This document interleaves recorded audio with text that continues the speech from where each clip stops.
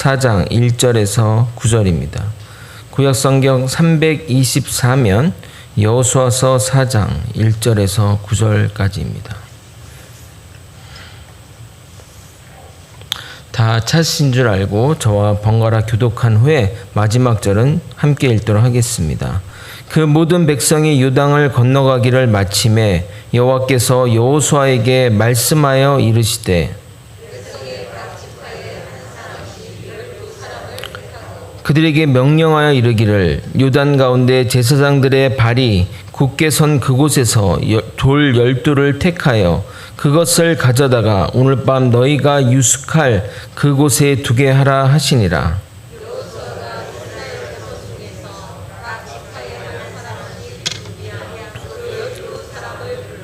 그들에게 이르되 요단 가운데로 들어가 너희 하나님 여호와의 궤 앞에 가서 이스라엘 자손들의 지파 수대로 각기 돌 한 개씩 가져다가 어깨에 매라.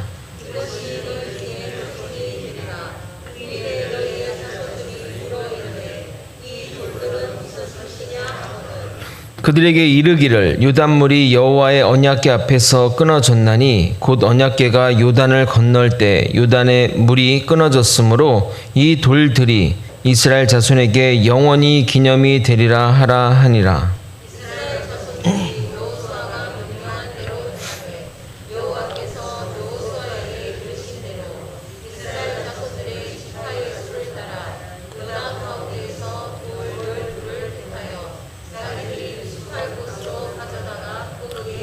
함께 읽겠습니다. 여호수아가 또 요단 가운데 곧 언약궤를 맨 제사장들의 발이 선 곳에 돌 12를 세웠더니 오늘까지 거기에 있더라. 아멘. 그 강해 설교를 할 때는 이 성경 본문에 대한 깊은 이해를 전제로 하기 때문에 설교 전에 이렇게 본문을 좀 읽으시면 오늘 말씀을 이해하는데 큰 도움이 되실 겁니다. 하나님의 철저한 인도하심과 보호하심 가운데 이스라엘 백성들이 요단강을 건너게 됩니다.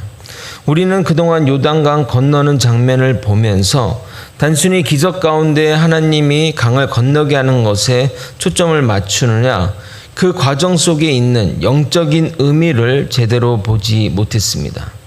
영적인 의미를 보게 되면 전혀 다른 그림이 펼쳐지게 됩니다.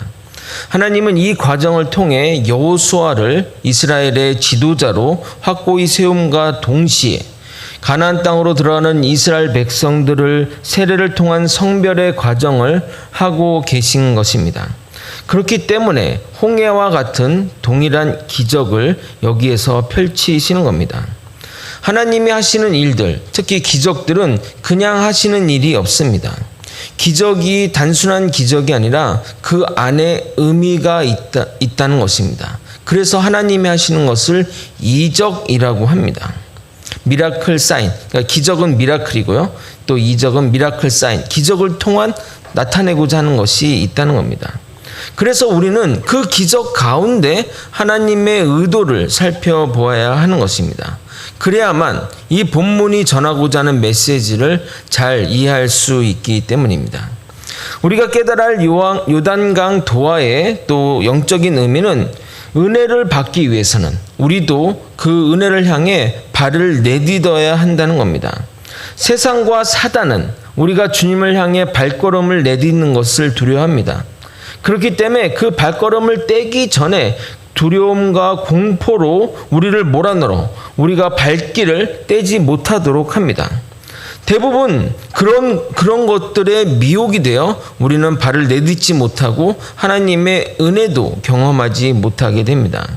그러나 하나님의 이 놀라운 은혜를 우리의 것으로 경험하려면 반드시 주님을 향한 발걸음을 띄어야 합니다. 그 발걸음이 움직여졌을 때 놀라운 역사가 일어난 것입니다. 만약 그들이 나서지 않았다면 그런 기적은 없었을 것입니다. 오늘 본문은 요단강 전후로 일어나는 일들의 기록입니다. 그들이 돌을 세우는 이유와 의미를 살펴보고 설교자가 어떠한 역할을 감당해야 되는지 살펴보는 시간이 되도록 하겠습니다. 제가 말씀을 전하지만 이 말씀은 저에게도 적용되는, 그러니까 저도 듣는, 전하면서도 듣는 말씀이므로 정말 저도 이 말씀을 준비하면서 흥미롭게 준비하고 읽었습니다. 설교자를 통해서 말씀의 권위가 어떠한 방식으로 작동되고 세워져 가는지 살펴보고 바른 설교, 바른 해석이 얼마나 중요한지를 살펴보도록 하겠습니다. 오늘 본문의 내용을 크게 나누면 1절부터 3절까지가 한 단락이 되겠고 4절부터 7절까지가 두 번째 단락, 그리고 8절부터 9절까지 이렇게 3등분으로 나뉠 수 있습니다. 먼저 첫 번째 단락인 1절과 3절은 하나님이 여호수아에게 명령한 내용입니다. 한번 같이 읽어보도록 하겠습니다. 1절부터 3절입니다. 읽겠습니다. 시작.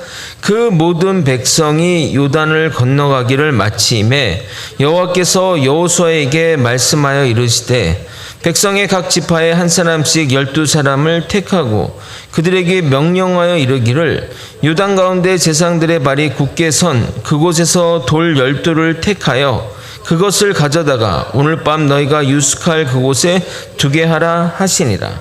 아멘. 그러니까 백성들을 각 지파별로 12지파별로 한 명씩 추려서 요단강 제사장들이 지금 서 있는 그곳에 가서 돌 12개를 챙겨가지고 자는 곳으로 갖고 오라고 말하고 명령하고 있습니다. 이에 여호수아는 백성들에게 나아가 12명을 택하고 또 요단 강가로 들어가 제사장 즉 언약궤가 있는 곳에 가가 지파수대로 돌 한 개씩 가져오라고 지시하게 됩니다. 그런데 여러분 잘 보십시오. 여호수아가 백성들에게 하는 이야기들 중에는 하나님이 여호수아에게 하지 않은 말을 하게 됩니다. 그 구절이 6절에서 7절입니다. 6절과 7절을 한번 읽어보도록 하겠습니다. 함께 읽겠습니다. 시작. 이것이 너희 중에 표징이 되리라. 후일에 너희의 자손들이 물어 이르되 이 돌들은 무슨 뜻이냐 하거든 그들에게 이르기를 요단물이 여호와의 언약궤 앞에서 끊어졌나니 곧 언약궤가 요단을 건널 때 요단 물이 끊어졌으므로 이 돌들이 이스라엘 자손에서 영원히 기념이 되리라 하라 하시니라. 아멘. 그러니까 이 돌들을 세워놓고 이 돌들이 세워져 있으면 후손들이 나중에 와서 이 돌들이 뭔가요? 라고 물어보면 요단 강물이 언약궤 앞에서 끊어졌으므로 이 돌들로 그 기적, 하나님이 우리를 향해서 한 기적들을 기념하기 위해서 세운 것이라고 말하라고 합니다. 하나님이 여호수아에게 이런 말을 하지 않았는데 왜 여호수아는 백성들에게 이렇게 이야기하는 것일까요? 여호수아가 교만해져서 하나님의 말씀에 본인의 생각을 덧붙이는 것일까요? 아니면 하나님의 말씀을 들으면서 명령을 들으면서 영적으로 깨달아지는 것을 말하는 것일까요? 저는 둘 다 맞다고 생각합니다. 교만한 것은 아니지만 하나님의 말씀에 본인의 생각을 덧붙인 거고 그렇다고 아무렇게나 자기의 생각을 덧붙인 것이 아니라 하나님이 시키신 영적인 의미를 많은 고민 가운데 하나님이 시키신 그 영적인 의미를 깨달아 말한 겁니다. 여러분 이게 뭔지 아십니까? 바로 설교입니다. 아마도 최초의 설교가 아닌가 생각됩니다. 하나님의 명령을 전달하면서 그 명령의 의도를 설교자가 해석하여 전달한 겁니다. 여호수아는 모세의 수종자로서 간접적이지만 하나님을 자주 접했고 또 모세가 죽은 이후에는 하나님께 직접 말씀을 받는 경지에 오름으로써 그 누구보다 하나님의 뜻을 잘 이해했습니다. 그래서 그 주시는 명령 가운데 그 의도가 무엇인지 잘 해석해서 이야기한 겁니다.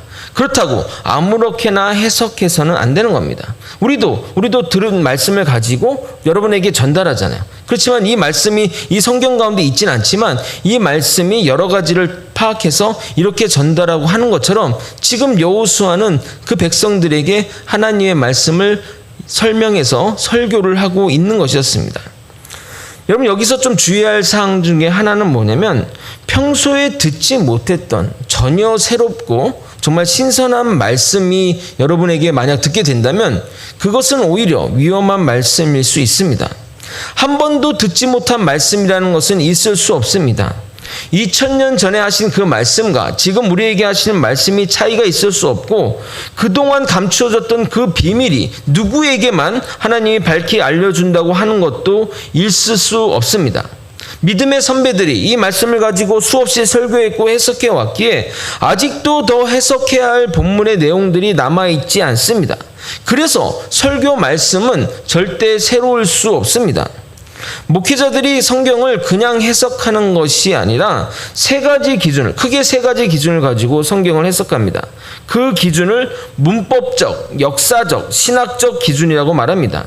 이 문법적이라고 하면 이 어휘들이나 문장이 의미하는 것을 현대어뿐만 아니라 히브리어, 헬라어 이런 것들을 확인하면서 봐야 되고, 특히 이 문서는 고문서이기에 그리고 또 번역본이기에 그 시대의 문법과 어휘와 용례를 살피면서 확인해야 된다는 겁니다. 또한 역사적으로 본다는 것은 그 시대의 배경과 환경이 지금 시대와 다르기 때문에 그런 것을 고려해서 우리가 이 본문을 이해해야 하고, 선배들이 이 본문을 어떻게 해석했는지를 보면서 검토하면서 해석하는 것을 말합니다. 마지막으로 신학적으로 본다는 이 말은 성경 전체의 어떤 메시지를 중심으로 우리가 해석을 해야 된다는 겁니다. 만약 여기서는 이렇게 얘기했는데 저기서는 저렇게 얘기한다면 하나님이 한 입으로 두 말을 하는 것이 아닌데 이 얘기와 이 얘기가 상충이 된다면 이게 어찌 하나님이 이 성경의 저자라고 말할 수 있겠냐 이 말입니다. 그러니까 우리가 이 성경의 어떤 전체적인 어떤 내용을 기준으로 해서 이 성경 본문의 것들을 해석해야 됩니다. 그러면 설교가 더 이상 새로울 것이 없다고 말하면 여러분 중에 그럼 이런 생각할 수 있습니다. 그럼 말씀이 너무 식상한 것 아닌가요? 라고 말입니다. 아닙니다. 절대 그렇지 않습니다. 같은 말씀이라도 여러분이 듣는 상황과 환경에 따라 확연하게 다르게 들립니다. 그러므로 이 표현이 제대로 된 설교를 여러분이 잘 들었다면 이러한 표현들이 제대로 된 표현이라 할 수 있습니다. 매번 듣는 말씀인데 오늘 목사님의 설교를 들으니 새롭게 들리네요. 그 부분 항상 읽었는데 오늘 설교 가운데 그 부분이 다른 느낌으로 내게 전해져 옵니다. 매번 이 말씀을 들었지만 오늘은 또 저에게 새롭게 전달이 됩니다. 라는 것이 이 우리가 설교와 말씀을 듣는 어떤 그 모습들이 하나인 겁니다. 새로울 것 없는 말씀이 오늘 성령이 나에게 역사에 있어서 새롭게 들리는 겁니다. 로고스의 말씀이 성령의 은혜로 레마로 전해져 오는 겁니다. 그래서 제가 아까 얘기했지만 평생 듣도 보도 못한 말씀이다. 사이비 이단들이 항상 그러거든요. 사이비 이단들의 얘기를 들으면 평소 듣지 못한 얘기를 해요. 그리고 내가 궁금했던 얘기들을 잘 풀어서 해석해 줍니다. 그러니까 이제 곡하는 거죠. 정말 위험합니다. 만약 그런 말씀을 하는 자가 있다면 저를 꼭 불러주시기 바랍니다. 제가 꼭 점검해 드리도록 하겠습니다.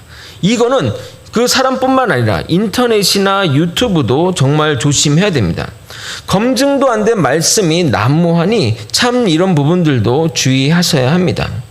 요즘같이 설교가 언제든 편하게 들을 수 있는 시대가 또 있을까 생각될 정도로 설교의 풍년의 시대를 살고 있습니다. 핸드폰만 열면 그리고 유튜브로 설교를 들을 수 있으니 얼마나 말씀을 쉽게 접할 수 있습니까? 그러나 말씀이 흔해졌지만 그만큼 말씀의 권위도 무너지고 있다고 생각합니다. 사실 핸드폰으로 설교를 들으면서 양복을 입고 예배드리듯이 설교를 듣는 사람이 얼마나 있겠습니까? 코로나 이후로 영상 예배가 보편화되면서 말씀을 접할 기회가 많아졌지만 설교자로서 염려되는 부분들이 많습니다. 우리 사모도 설거지하면서 이렇게 말씀을 자주 듣는데 이것이 예배인데 이렇게 해도 되는가 하는 생각이 가끔 들 때가 있습니다. 아마도 이 코로나 시대가 지나고 나면 이런 것들에 대한 문제들이 발생하리라 생각됩니다. 좋은 영향력도 있겠지만 안 좋은 영향력도 있으리라 생각합니다. 그러나 오늘 읽은 본문을 보면 하나님의 하신 말씀이 여호수아를 거쳐 이스라엘 백성에게 전달이 되어 성취가 되는 것을 확인할 수 있습니다. 오늘 본문을 보게 되면 동일한 내용이 3번 반복해서 나옵니다. 12지파에서 한 명씩 세워 요단강 세상 서 있는 곳에 돌을 택하여 가져다가 너희 있는 곳에 두라는 이 명령이 3절, 5절, 8절에 반복되고 있습니다. 여러분, 성경에서 이렇게 반복하는 의미는 그 내용이 중요하다는 의미임을 보여줍니다. 그리고 성경이 얼마나 전달할 내용들이 많은데 무의미하게 반복할 리가 없기 때문입니다. 중요하다는 의미입니다. 그럼 뭐가 중요할까요? 반복되지만 동시에 동사에서 조금씩 차이가 있습니다. 하나님은 12돌을 취해서 너희가 거할 곳에 두라고 지시했고, 여호수아는 하나님의 뜻이 이러니 너희가 돌을 가져다가 두라고 전달했으며, 백성들은 돌을 가져다가 두었습니다. 그러니까 이렇게 요약할 수 있는 겁니다. 하나님은 말씀하셨고, 여호수아는 전달했고 설교했고, 백성들은 말씀대로 행했습니다 인 겁니다. 이것이 정말 바른 믿음의 전달이며 행위인 것입니다. 여러분, 하나님이 말씀을 잘 하셨어도 바르게 전달하지 않으면 아무 일도 일어나지 않을 겁니다. 또한 이 전달자가 들을 귀가 없으면 말씀이 왜곡되어 또는 잘못된 말씀이 전달이 되는 겁니다. 예를 들어 여호수아가 요단강의 기적을 기념하기 위해 돌을 가져오라고 한 하나님의 뜻을 잘 알고 백성들에게 그렇게 뜻을 의미 설명해주고 전달했는데, 만약 여호수아가 이렇게 해석했다면 어떻게 되겠습니까? 가나안 정복 때 쓸 돌이니 잘 가져와서 정복 때 쓰자라고 해석해서 얘기했다면 어떻게 되겠습니까? 하나님의 의도와 이 전달자의 왜곡이 통해서 전혀 다른 의도, 목적으로 쓰이게 되는 것 아니겠습니까? 우리 사역자들이 여호수아처럼 하나님을 직접 접할 수는 없지만 기도와 묵상하며 말씀을 통전적으로 연구하는 가운데 본문이 의미하는 바를 전체적인 문맥 아래서 해석해내며 신학적으로 깊이 있게 연구하며 준비합니다. 제가 새벽 예배 때도 말씀드렸지만 저는 보통 새벽 예배 준비 시간이 평균 아마 3시간 걸립니다. 이거 오늘 이제 아직 내일 설교 준비 안 했거든요. 그럼 아마 이거 끝나고 준비하면 뭐 12시쯤 뭐 이제 집에 좀 갈 것 같은데, 하여튼 그렇습니다. 평균이 그렇다는 거죠. 수요 예배는 보통 5시간에서 한 7시간 정도 걸립니다. 주일 예배는 자랑하는 게 아니라 주일은 묵상만 한 일주일 걸리고 그 쓰는데 하는데 한 10시간 정도 갑니다. 뭐 제가 이런 얘기까지 뭐 하지만 애를 낳는 그런 마음으로 말씀을 준비합니다.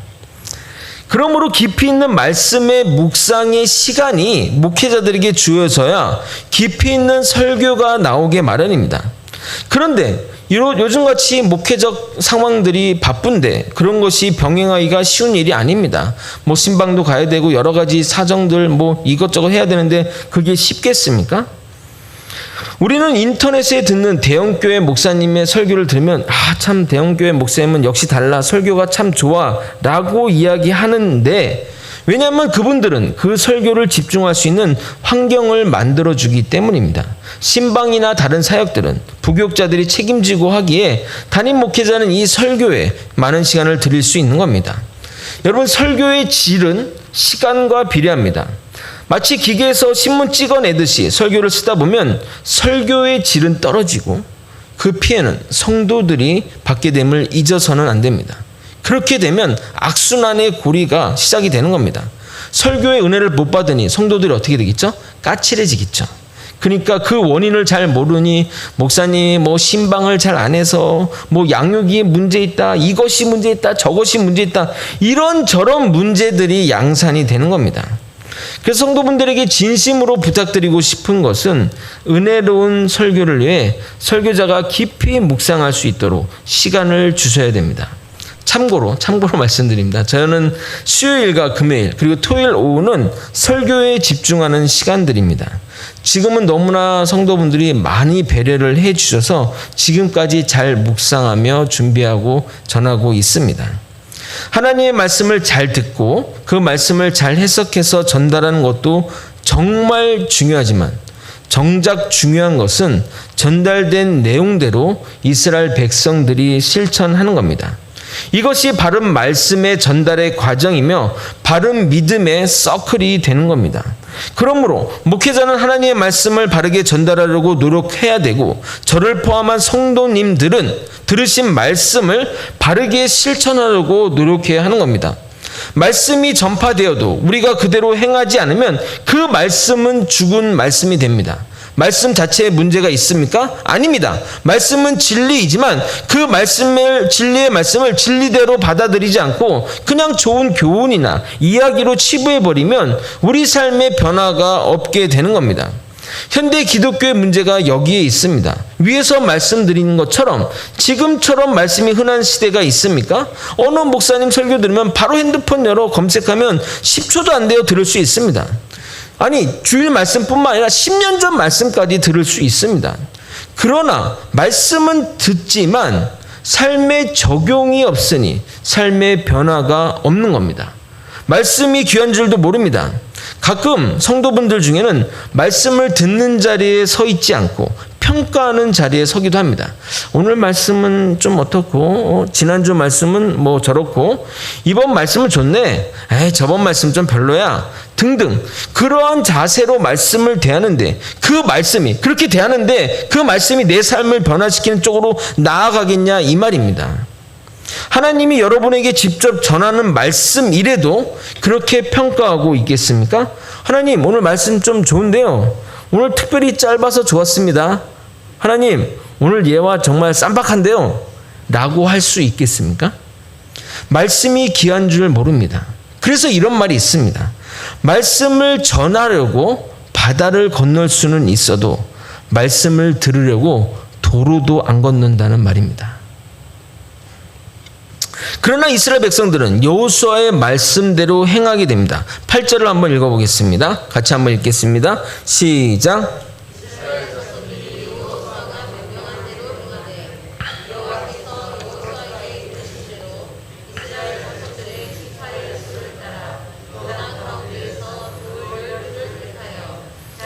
유숙할 곳으로 가져다가,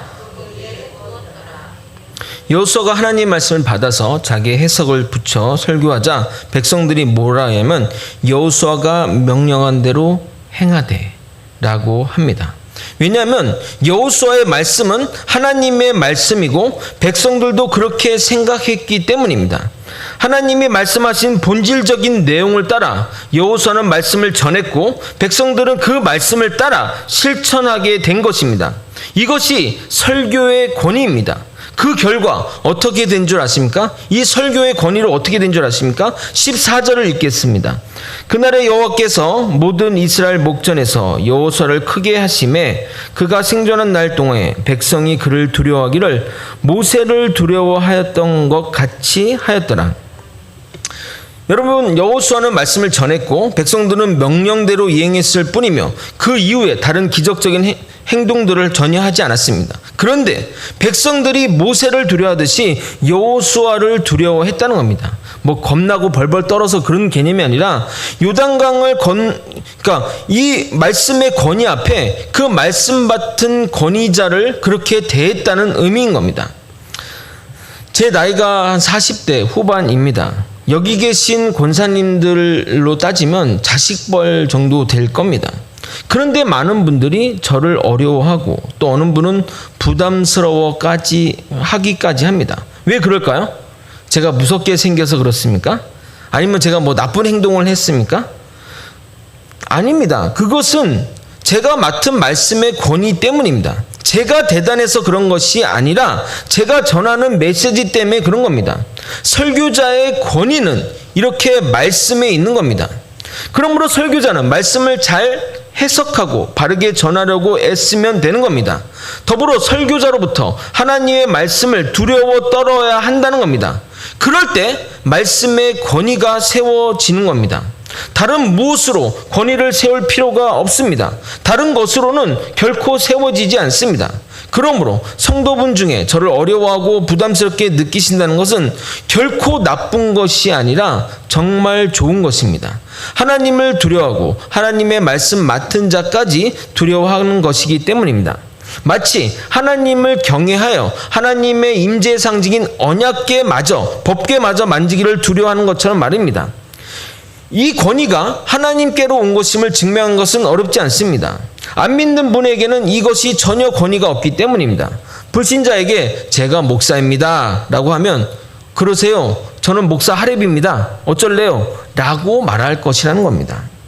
그런데 성도들이 말씀의 권위 때문에 목회자를 어려워하는데 목회자가 마치 자신이 대단해서 그렇게 착각해서는 절대 안 됩니다. 하나님은 교만한 자를 사용하지 않습니다. 가끔 저를 높이 대해 주시고 어려워해 주시면 저로서는 솔직히 말하면 민망하고 또 부담도 느끼지만 그것이 저에 대한 것이 아니라 말씀에 대한 권위를 존중해서 하시는 행동이기에 이해하고 넘어갑니다. 이처럼 우리는 하나님의 말씀을 두렵고 떨리는 마음으로 받아야 합니다. 그렇지 않으면 이 말씀은 우리의 지식으로 가게 되고 우리의 손과 발은 절대 움직여지지 않을 것입니다. 신앙생활에서 가장 고결한 가치는 이 성도의 마음과 하나님의 말씀이 일치되는 겁니다. 그러기 위해서는 그 성도들이 하나님의 말씀을 따르게 만드는 지도자의 역할도 매우 중요합니다. 어떤 사람이 지도자의 위치에 따라 공동체는 많은 변화가 생기기 마련입니다. 그래서 성도님들은 정말 목회자를 위해 기도해야 됩니다. 목회자를 위해 기도하라면 색안경 끼고 보는 사람이 있는데 그게 아닙니다. 목회자가 잘 먹고 잘 살라고 기도하라는 것이 아니라 목회자가 바로 서고 목회자가 하나님을 두려워하며 바른 말씀을 선포하고 그 말씀대로 살아내라고 기도하라는 것입니다. 제가 목회자의 권위를 강조하는 이유는 여러분을 신방하면서 느끼는 것 중에 하나가 이 목회자의 권위가 우리 거제 소망교회 목회자의 권위가 많이 실추된 것을 느껴서 그렇습니다. 물론 그 실추된 권위는 목회자의 잘못으로 비롯된 것이지만 결코 그것으로 끝나지 않습니다. 왜냐하면 여러분이 목회자를 권위를 낮게 여기면 여러분이 대하는 말씀에도 영향을 미치게 됩니다. 메신저가 하찮은데 메시지가 고결할 수 있습니까?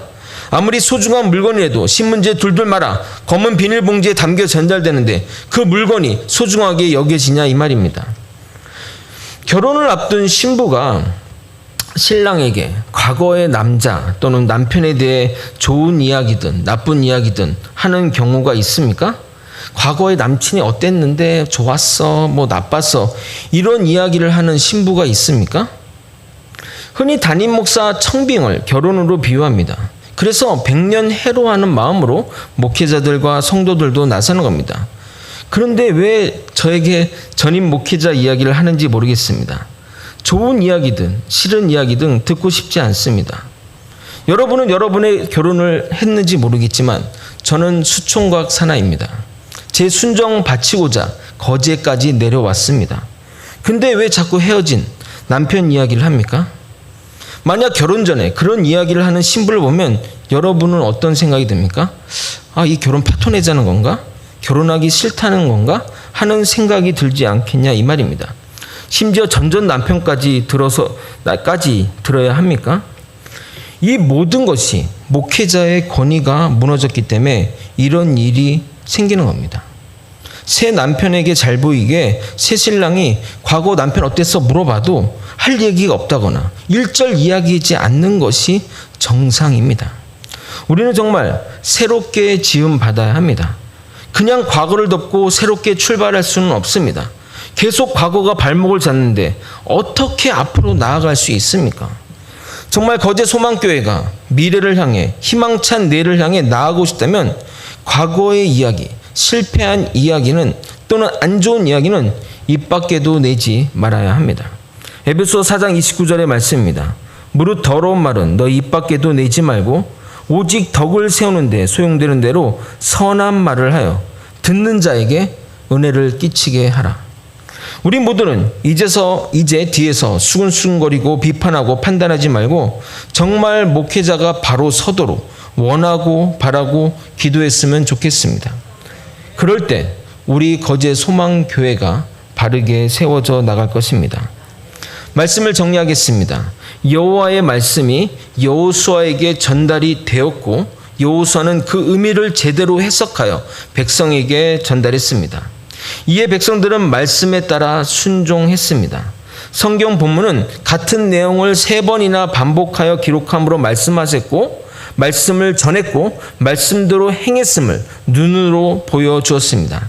이런 믿음의 선포와 전파와 실천이 공동체를 바로 세우고 또 지도자의 권위를 세우게 됩니다. 공동체를 바로 세우는 것에는 지도자가 바로 서는 것이 선행이 되어야 하고, 지도자가 바로 서는 것에서는 다른 방법이나 기술이 필요한 것이 아니라 지도자가 말씀을 두려워하며 순복하고 그 말씀대로 살아내어 말씀 그대로 성도들에게 전해졌을 때 역사가 일어나게 됩니다.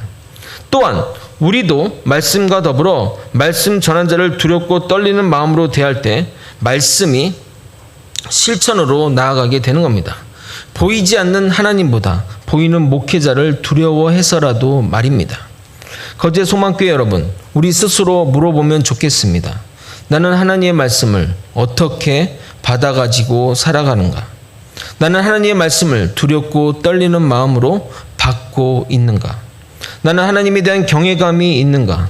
나는 하나님의 말씀에 실천하고 살아가는가? 나는 목회자를 어떻게 생각하고 있는가? 하나님의 말씀이 위대하고 높임을 받기 위해서는 우리의 삶의 실천이 반드시 따라야 하고, 우리 삶 때문에 하나님의 말씀이, 하나님의 이름이 땅에 떨어지지 않도록 노력하는 저와 여러분이 되시길 예수님의 이름으로 소망합니다. 우리 신나는 노래 한 곡 부르고 또 기도의